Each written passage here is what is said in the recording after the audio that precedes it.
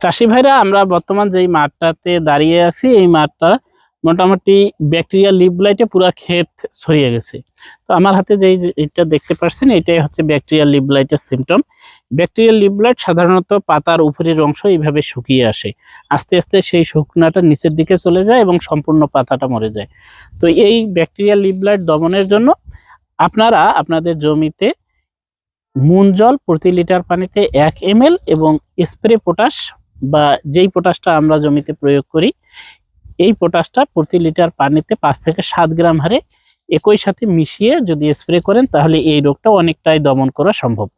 আরও যদি আপনারা দেখেন যে এটি খুব দ্রুত ছড়িয়ে যাচ্ছে সেই ক্ষেত্রে আপনারা ব্যাকটাপ অথবা কাসুকা গ্রামীণ গ্রুপের কাইসিন ব্যবহার করতে পারেন। সেক্ষেত্রেও প্রতি লিটার পানিতে 1 গ্রাম বা অথবা 1 ml হারে মিশিয়ে যদি স্প্রে করেন তাহলে এই রোগটা সম্পূর্ণভাবে দমন বা নিয়ন্ত্রণ করা যাবে।